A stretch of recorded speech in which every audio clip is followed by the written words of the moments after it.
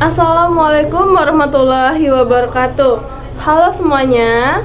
Di video kali ini saya Lutfia Salsabila dari kelas 10 Duta akan membahas mengenai materi pemanasan global, yaitu mengenai definisi, proses terjadinya, penyebab, dampak, cara mengatasi, dan perjanjian internasional yang membahas tentang pemanasan global. Saksikan videonya ya. Yang pertama, kita akan membahas tentang definisi pemanasan global. Apa sih pemanasan global itu? Pemanasan global atau global warming adalah fenomena peningkatan suhu rata-rata atmosfer, laut, dan daratan bumi secara bertahap. Peningkatan suhu ini terutama diakibatkan oleh efek rumah kaca yang terjadi akibat peningkatan konsentrasi gas-gas rumah kaca di atmosfer, seperti karbon dioksida, metana, dan dinitrogen oksida. Selanjutnya mengenai proses terjadinya pemanasan global. Yang pertama, aktivitas manusia menghasilkan gas rumah kaca seperti pembakaran bahan bakar fosil, deforestasi, dan industri besar. Selanjutnya, gas rumah kaca menutupi atmosfer bumi. Lalu, panas matahari yang masuk ke bumi terperangkap di atmosfer. Dan yang terakhir, panas yang terperangkap di atmosfer menyebabkan suhu bumi meningkat. Berikutnya, penyebab pemanasan global. Di antaranya yaitu meningkatnya gas rumah kaca.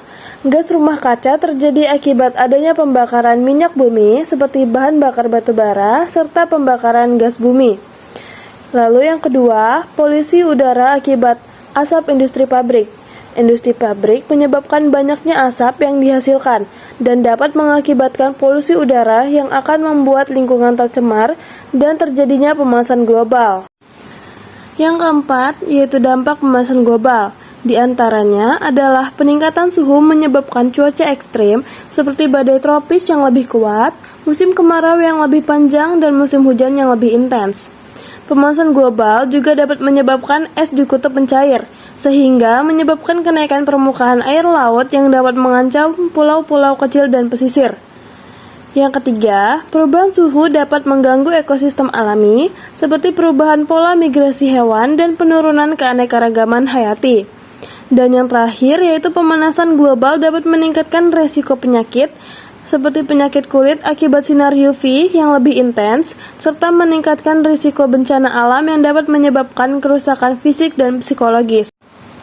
Berikutnya, yaitu cara mengatasi pemanasan global, yaitu diantaranya mengurangi emisi gas rumah kaca.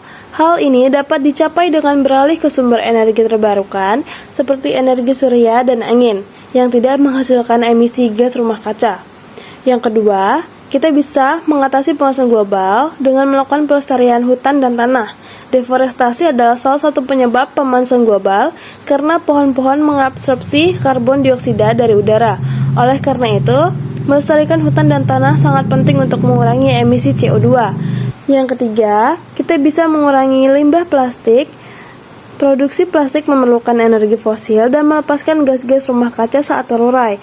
Dengan mengurangi penggunaan plastik sekali pakai dan mendaur ulang plastik, kita dapat mengurangi jejak karbon kita dan membantu mengatasi pemanasan global. Yang terakhir adalah perjanjian internasional yang membahas tentang pemanasan global. Di antaranya adalah Protokol Kyoto. Protokol Kyoto mulai berlaku pada 16 Februari 2005 yang mengatur peraturan bagi industri maju untuk mengurangi emisi sebesar 5,2% dari tingkat tahun 1990. Singkatnya, Protokol Kyoto mengoperasionalkan Konvensi Kerangka Kerja PBB tentang perubahan iklim dengan mewajibkan negara-negara industri dan ekonomi yang sedang dalam masa transisi untuk membatasi dan mengurangi emisi gas rumah kaca sesuai dengan target masing-masing yang disepakati. Konvensi itu sendiri hanya meminta negara-negara tersebut untuk mengadopsi kebijakan dan langkah-langkah mitigasi serta melaporkannya secara berkala.